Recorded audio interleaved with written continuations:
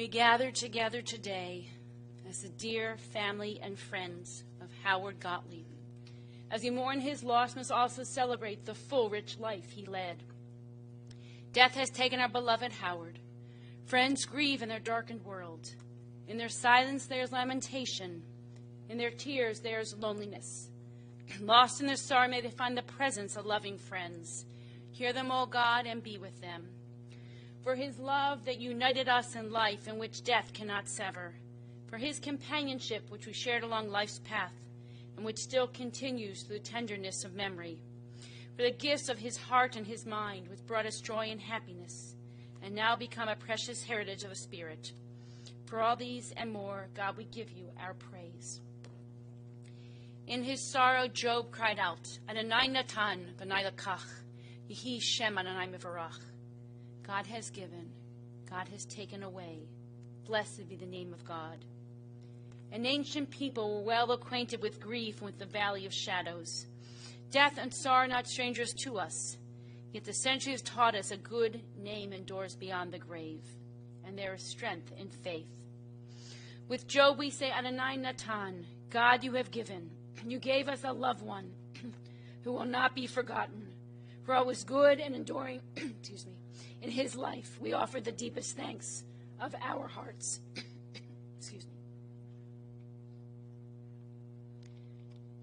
Do not come when I am dead to sit beside a low green mound or bring the first daffodils, because I love them so.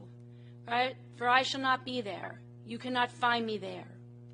I will look up at you from the eyes of little children. I will bend to meet you in the swaying boughs of bud-thrilled trees and caress you with the passionate sweep of storm-filled winds. I will give you strength in your upward tread of everlasting hills. I will cool your tired body in the flow of the river. I will warm your work-glorified hands with the glow of the winter fire. I will soothe you into forgetfulness, to the drop, drop of the rain on the roof. I will speak to you out of the rhymes of the masters. I will dance with you in the lilt of the violin, and make your heart leap with the bursting cadence of the organ. I will flood your soul with the flaming radiance of the sunrise, and bring you peace in the tender rose and gold of the after sunset. All these may be happy. They are part of me, and I shall become a part of them.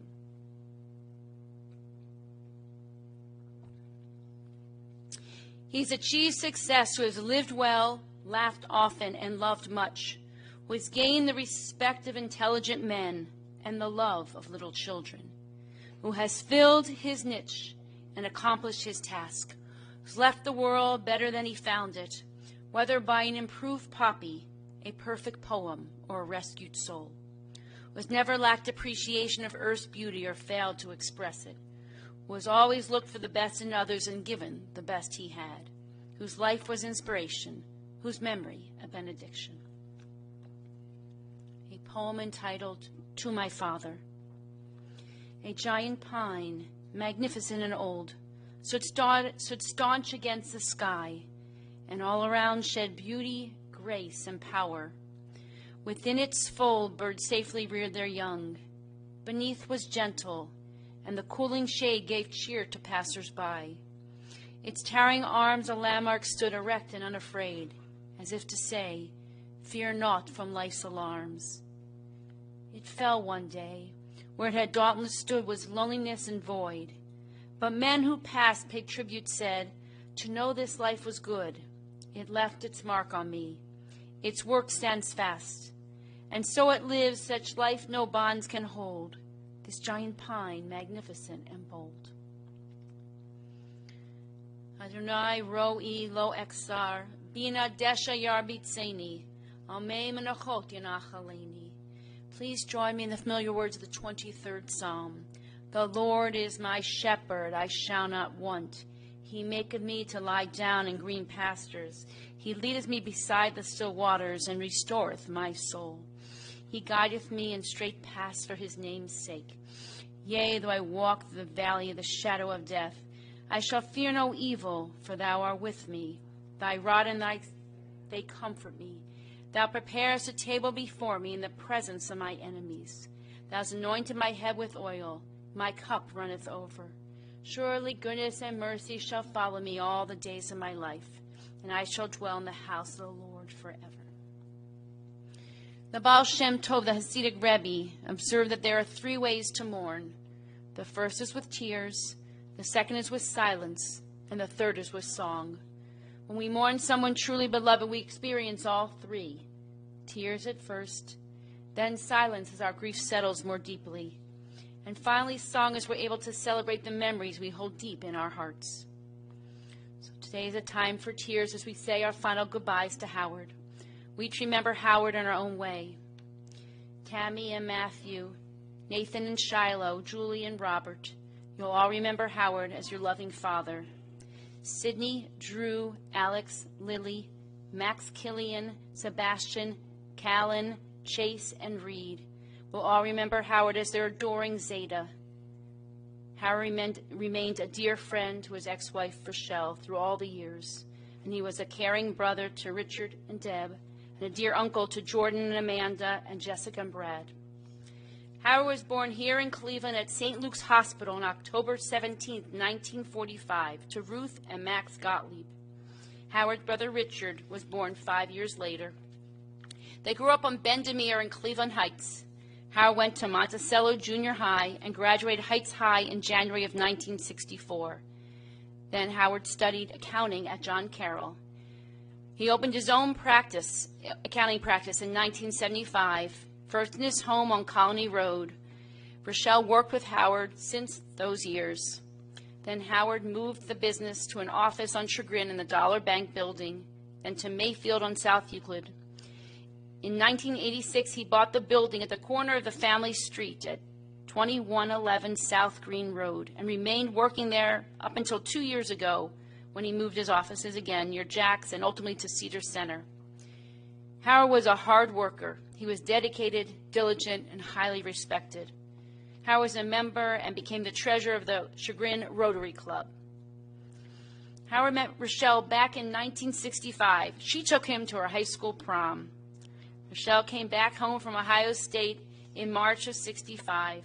They got engaged that August and were married in August of 1966 at Park Synagogue by Rabbis Cohen and Hirsch. Howard was drafted into the Army and was first stationed at Fort Polk in Louisiana and then Fort Devens in Massachusetts. Rochelle accompanied him, and Tammy was born in 1970 at the Army Hospital in Ayers, Massachusetts. They returned to Cleveland that November and soon bought that house on Colony Road in South Euclid. Nathan was born on his dad's birthday in 1972, and then Julie in 1975. In 1980, they moved to Greenwald. Howard and Rochelle loved remodeling their homes. They added on a big family room, utility room, enlarged Julie's bedroom. The children will all remember how they used to play in the laundry chute. They also have fond memories of family vacations to the Nevele. The whole family would be awoken at 3 a.m. to leave, and the kids would sleep on a foam mattress in the back of the station wagon. The highlight of the ride was stopping for breakfast at McDonald's in Wilkes-Barre, PA. Howard would smoke the whole way with an ashtray balanced on the dashboard. Can you think of that today? It would slide across the car, and somehow Rochelle would wake up just in time to catch it and move it back. Howard loved to golf and would get up at 5 a.m. to play at Landerhaven. Howard and his buddies, Les Levine and Lenny Schwartz, had a key to get a cart before the shop even opened. Often the family joined Howard for these early morning golf outings. Tammy got some of her best bat mitzvah Haftorah practice done on that golf cart, and the whole family couldn't help memorizing the beginning of her parsha, of her Haftorah, Nachamu, Nachamu. After Landerhaven, the family joined Hawthorne Country Club, which became like a second home to them. Tammy always dreaded when it was her father's turn to pick her up at school. She would remind him, "Don't be late," but inevitably she'd have to go back into the office to call him. And he'd say, "Oh, I'm on my way, I'm on my way." He was never on time. Howard had what we like to call organized clutter. It might have looked like a mess to everyone else, but he knew exactly where everything was. The Gottliebs had a family ritual, going food shopping once a month to buy right. Each family member had their own shopping cart, and they could get whatever they wanted. Howard's was always filled with junk food. The grandchildren liked to go to Sam's Club with Howard. He would push them on a flatbed cart. Howard adored his grandchildren. When they were little, the kids would be sitting calmly, but as soon as their Zadie came in, he would tickle them and chase them around the house, and as her parents said, make all the kids crazy. Howard always had time for his grandchildren. Drew remembers how he used to measure them on a paper against the wall of his office. And Alex loved that 3-gallon tub of Nestle's cookie dough. Their Zadie let him eat it right from the container. Or the way Howard taught you all how to spray whipped cream directly into your mouth. As Sebastian remembers, he had an endless supply of chocolate. To Howard, that expiration date on milk was just a suggestion. Howard loved to go to all his grandchildren's sporting games anytime he could. Howard graduated from Carlos and Kay Dance School and loved to dance. You might picture him with a sweatband on his head. Whenever he danced, he had a whole drawer of those sweatbands. No matter what your relationship with Howard, or whether or not you had seen him in a while, Howard always showed up. Howard and Rochelle divorced in 2001, but they remained very close. Thinking back to those early days, Rochelle told me that Howard was a wonderful husband and father. Howard had lifelong friends that he kept in touch with wherever they moved. Howard was friendly and jovial, always enjoyed being part of the party. Howard and his grandchildren were just all together last weekend in Akron for Max Killian's bar mitzvah. That must have meant so much to Howard. It was a special day. And so today may be a time for tears. We're saddened by the loss of Howard, but we learn much from him, especially how to care for one another. Let the tears serve to strengthen and uphold you as a family. There's a story in our tradition about a rabbi who once passed a man planting trees. Sir, why are you planting those trees? You'll never live to see them blossom. But the man replied, my ancestors planted trees, not for themselves, but for us, that we might enjoy their shade and their fruit. I too do the same for all those who will come after me. Howard planted an orchard for each one of us, an orchard filled with devotion and with love, and these will always be here for us. We must be grateful that we're able to share in Howard's life. Tomorrow there'll be fewer tears, more silence. As the Baal Shem Tov noted, it will be a time for pondering, a time for contemplation. Howard will become a greater part of our characters and our very beings as we integrate the memories and the values he taught us into our own selves. But finally, there'll come a time for song. Time will come we can celebrate Howard, when we recall all that we learned from him and how he touched each of our lives. May he rest in peace. Zecher Sadik Livracha. May the memory of Howard Gottlieb always be a blessing. And let us say amen. Amen. I'd now like to invite Richard to come forward to share some personal words about his brother, and then we'll hear from Sydney, accompanied by many of the grandchildren, to talk about her Zadie.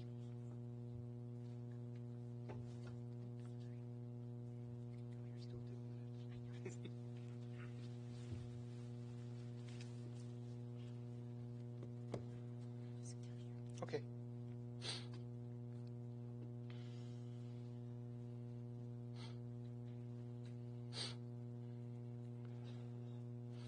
My notes will be here in a second. All right. Hello, everyone. For those of you who don't recognize me, I am Howard's younger and better-looking brother.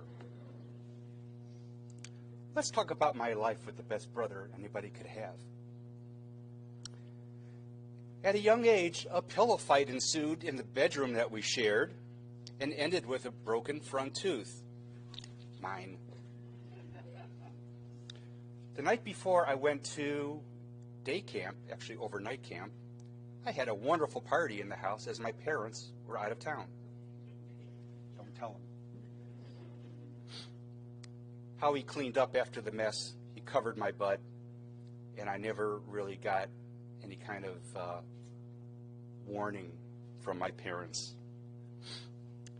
I always looked up to Howard many times, and I always liked to follow his path. Many times it was the right path. Many times it was the wrong path. I believed in him. I wore his penny loafers to junior high school. We had the same size. He liked them a lot, but I liked them better, so I took them and I wore them.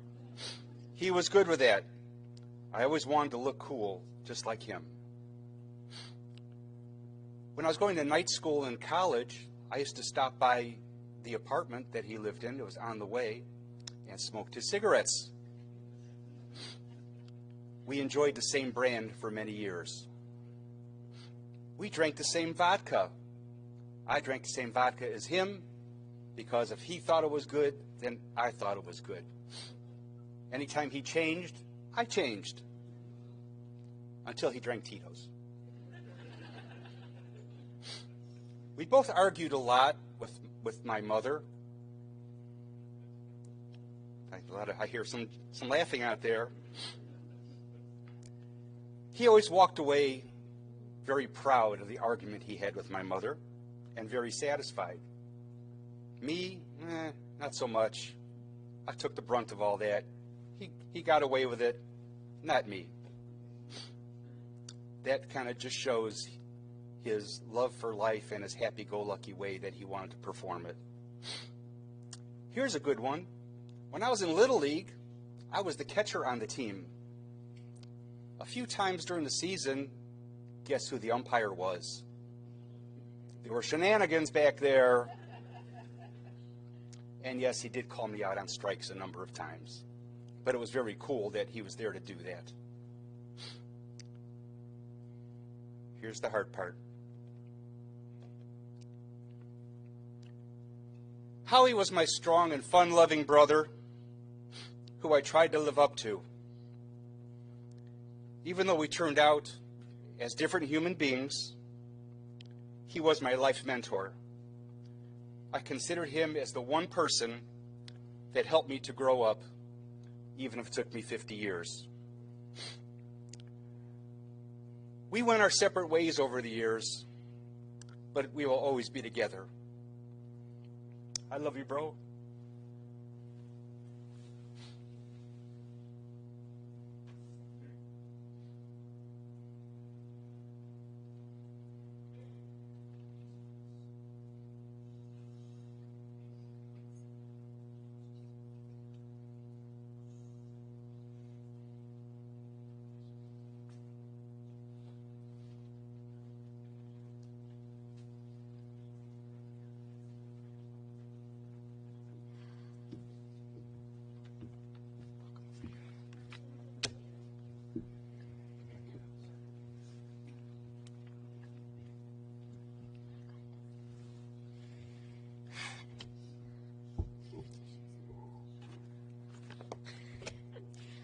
Oh, Zadie, where do we even begin? Thank you for the joy you brought into all of our lives. Thank you for being authentically yourself, for dancing the night away, drinking spoiled milk, and for feeding the dogs under the table even though we would tell you not to. Thank you for always showing up when we needed you, for taking us to school and getting us McDonald's breakfast so we could stuff our faces and forget about any of the worries we had the night before. For showing up during Reggie's last moments at the vet all of those years ago. For your back rubs and boxes upon boxes of Girl Scout cookies. We'll miss handing you our partially finished plates for you to clear off, packing you up leftovers in your favorite takeout containers, snagging candy from your bag at Temple, shoving your goodies into our pockets at your office, and everything in between. I heard a quote a while back, and it stuck with me. It's been circling my mind these past few days, giving me a bit of solace and comfort. What is grief if not love persevering? We will always have our memories, we will always feel your love, and we will forever love you.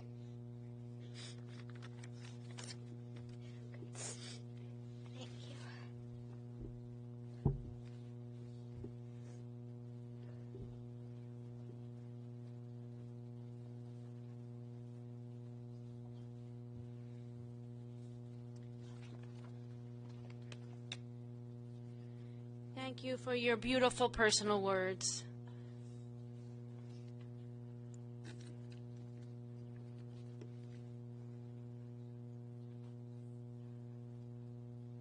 Birth is a beginning and death a destination, but life is a journey, a growing, a going from stage to stage, from childhood to maturity and youth to age, From innocence to awareness, and ignorance to knowing. From foolishness to discretion, then perhaps to wisdom. From weakness to strength, or strength to weakness, and often back again. From health to sickness, and back we pray to health again. From offense to forgiveness, from loneliness to love. From joy to gratitude, from pain to compassion, and grief to understanding. From fear to faith. From defeat to defeat to defeat, until looking backward or ahead, we see victory lies not at some high place along the way, but having made the journey, stage by stage, a sacred pilgrimage. Birth is a beginning, and death a destination, but life is a journey, a sacred pilgrimage made stage by stage to life everlasting. Amen.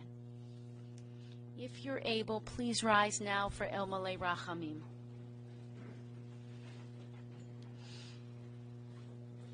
El Malei Rachamim, Shochen Bamromim, Hamsei Minocha Nechona Tachech Hanfei Hashchina, Im Kedoshim Otehorim, Kazoar Harakia Mazhirim, Et Nishmat, Tzvi Ben Mordechai Verut, Shalach Laolamo, Baal Harachamim, Yasirechu Beseter Kenafav Laolamim, V'yitzrar Bitzrar Chachayim Et Nishmato, Adonai Hu Nachalato, V'yanuach B'Shalom Amishkavo, B'Nomar, Amen.